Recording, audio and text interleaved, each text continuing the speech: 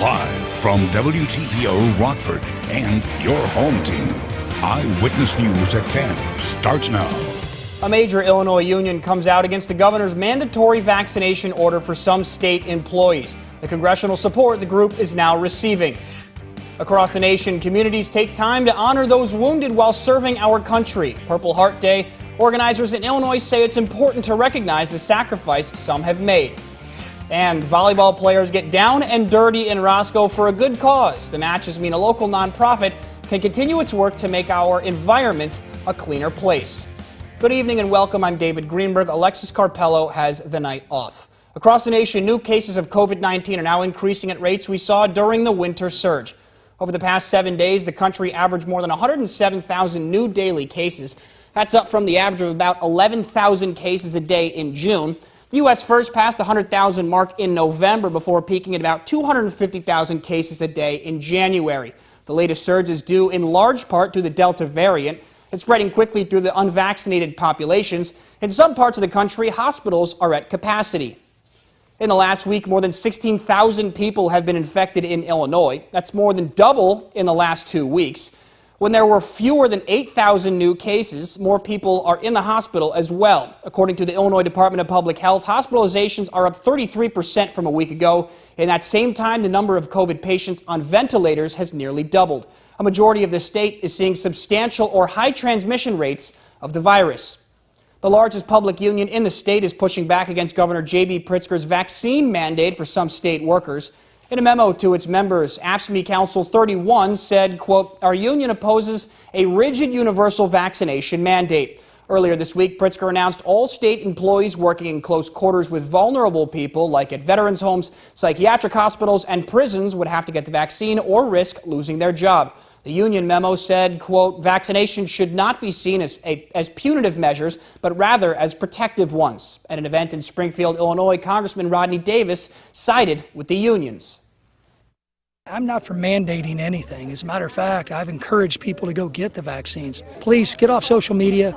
Go do what you can to learn about the efficacy of the current vaccines. Celebrate American ingenuity. Celebrate what the Trump administration has helped create and that the Biden administration is now helping to encourage Americans to remain safe. 57% of those 12 and older in Illinois are fully vaccinated. If you got the Johnson & Johnson vaccine, you may not need a booster shot. Data from a South African trial found the single dose is highly effective in preventing severe illness and death from the Delta and Beta variants. It's the first real-world test of the J&J vaccine against the variant, but the study has not yet been peer-reviewed or published in a scientific journal. A co-leader of the study says the vaccine is stopping people going into the hospital and ending in intensive care units and dying. Local families have fun while getting access to some free health care resources. The community health fair was hosted by Blue Cross and Blue Shield of Illinois, the Coronado Haskell Neighborhood Association, and Second First Church. Blood pressure checks and medical screenings were available at no cost. The Winnebago County Health Department's COVID-19 vaccination bus was there too. There was plenty of fun with face painters and balloon artists. Kids were also given some back-to-school supplies, and each family received a box of fresh produce. Well, it's been another rough day for passengers on Spirit Airlines. For the 6th day in a row, the budget airline has been forced to cancel nearly a quarter of its flights. At O'Hare, flights to Orlando, Fort Myers, Las Vegas, and Los Angeles were canceled today. This has been going on since last Sunday. Officials from Spirit apologized and said it'd be the middle of next week before things return to normal. They blame bad weather and staffing shortages, but passengers are fed up. And it's really upsetting, and we really want, to get home. But we can't get home. We've been here for 8 days. We've been stuck here for 8 days. Spirit has offered passengers a refund and a $50 voucher for future flights. Many say they have no intention of using it. Today is National Purple Heart Day. It marks the anniversary of the day George Washington gave the first award that would become the Purple Heart. In Springfield this morning, veterans were honored at the Purple Heart Memorial in Oak Ridge Cemetery. Memorial was built in 2010 to honor all Illinois veterans wounded in service. Katie Spindell has helped put on this memorial for years. She says the events that focus on veteran sacrifice are the most special to her. My core belief is that I live in a united country because of Abraham Lincoln, and I live in a free country because of all of these veterans. I'm not sure it gets better than that. Illinois' Purple Heart Memorial was dedicated in 2016. It stands between the Illinois, Vietnam, and World War II Veterans Memorials. Well, Rockford's longest-running festival returns after a year away. It's the second day of Festa Italiana at Boylan High School. We took you there yesterday as the celebration of everything Italian kicked off. The three-day festival is a fundraiser for the Greater Rockford Italian American Association. The money is used to provide scholarships to parochial schools, but the real highlight of the weekend is the food. Organizers say it's important to highlight Italian heritage in the Forest City. Everybody has their ties to their heritage and how they came over here and what they all went through to get over here and make America what it is. And now we're all, second, third generation, so we're really Italian American. And I think it's important to combine that together. That's what our society is now. But so we want to keep some of the history and keep our new things and kind of try to merge it all together. Festa Italiana 2021 runs through Sunday night. In Roscoe, volleyball players took part in a tradition guaranteed to get you a little dirty. It was the turn of mud football at Riverside Park. It also meant a financial bump for a local nonprofit. Talon Lillig has the story. One of the neat things is that you're able to have a good time, and you're doing it for a good cause. Like I said, whether you win or lose, you're doing it for a good cause. Everybody's having fun. Everybody's having a great time. It's a beautiful day. Perfect weather. More than 100 teams flooded to Riverside Park in Roscoe to take part in the 40th annual Roscoe Mud Volleyball Tournament, benefiting Keep Northern Illinois Beautiful. It's been a tough year raising funds due to COVID, but we're an essential place, so we've been open the whole time. Keep Northern Illinois Beautiful, a local recycling center whose mission is to reduce, reuse, and recycle waste.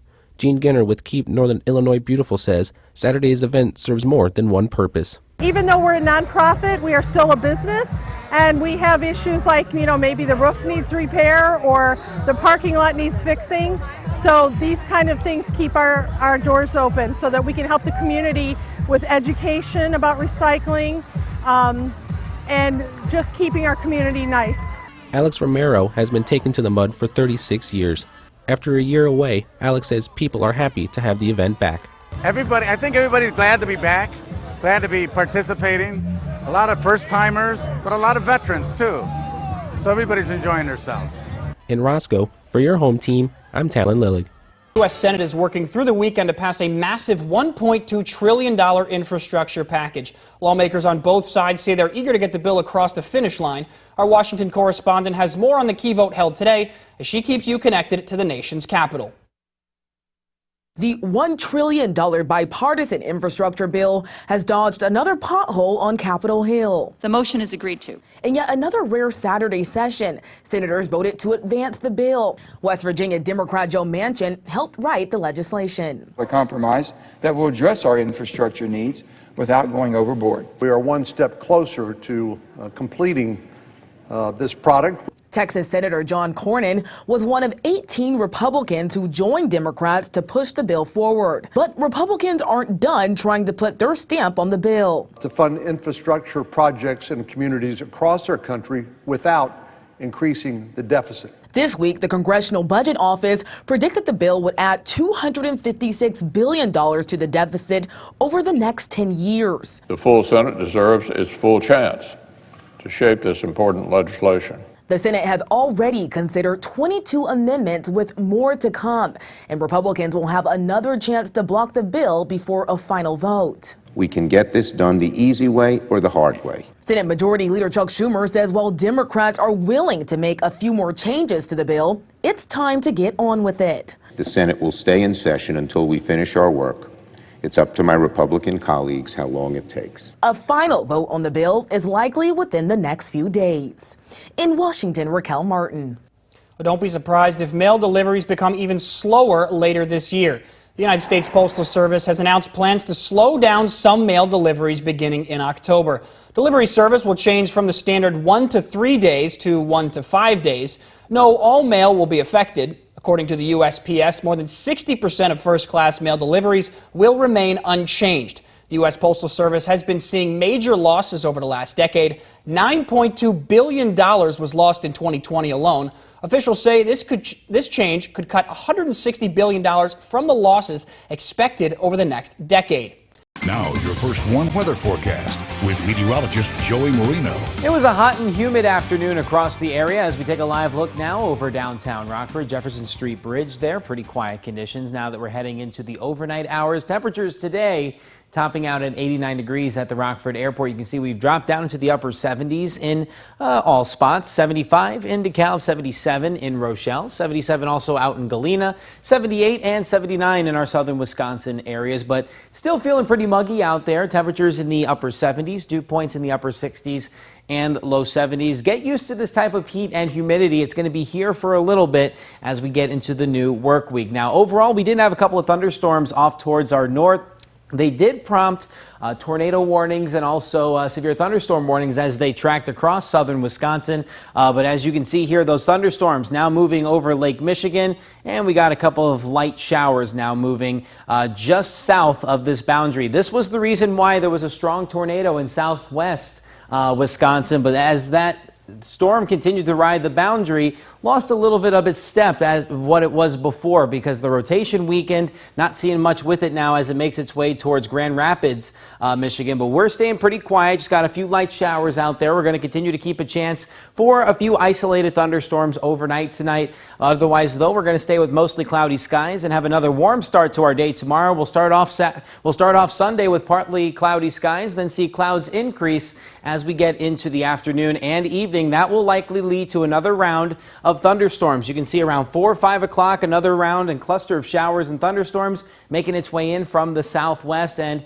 that also does come with severe potential. There's a marginal risk, for the entire area, level 1 of 5, and that does include gusty winds and heavy rainfall. So throughout the afternoon, definitely want to be weather aware and just stay up to date with the forecast. We just barely missed getting severe weather in our forecast area today, but still keep an eye on the forecast for tomorrow afternoon. Now, going into the start of the work week, there is going to be a cold front that's going to be surging to our northwest. Now, ahead of that, southwest winds will become dominant, and that's why more moisture is going to continue to be pulled into the state line. So that's going to result in dew points in the low to mid 70s. And when you take that into account with high temperatures in the low 90s, it's going to get hot and steamy here in the state line. You can see that most of our highs going into the second half of next week staying in the low 90s. Factoring in the humidity pushes that higher and makes it feel warmer. You can see Tuesday is when we're going to feel the worst of this humidity. That heat index getting close to that triple-digit mark,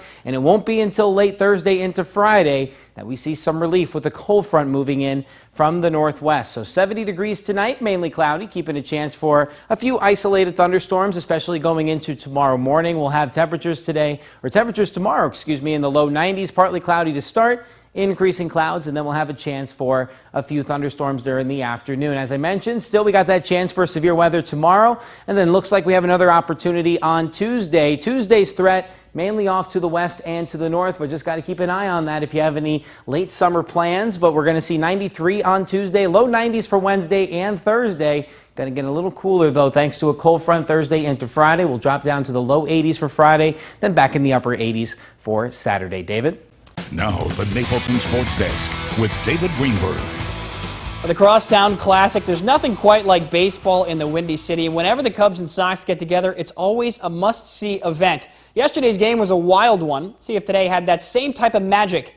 The Sox wasted no time getting on the board in the first. That's cranked to center by Yoan Moncada off the ivy. 2 runners come around to score. It's a 2-0 lead in the first. It was a bit of a drought until the 8th. That's the Sox recent trade deadline acquisition, Cesar Hernandez, with a drive to left. That leaves the yard for a solo shot. Next batter, Jose Abreu. That is smoked out to left center. The Sox with back-to-back jacks in the 8th as they go on to win this one 4-0. Switch over to basketball for a second to discuss the developing story that the NBA has opened an investigation into the Chicago Bulls for possibly tampering in their recent deal with former Pelicans point guard Lonzo Ball. Ball was recently dealt to Chicago on a sign and trade, signing a 4-year, $85 million deal just hours after the opening bell on the free agency period in the NBA. The league recently raised the penalties for tampering, including fines, voiding contracts, forfeiture of draft picks, and even suspension of executives. On a more positive note, Zach LaVine can now add Olympic gold medalist to his resume. The Bulls guard that had a career year this past season was selected to Team USA for this Olympics. and helped them keep the streak alive of their 4th straight gold medal with an 87-82 win over France late last night.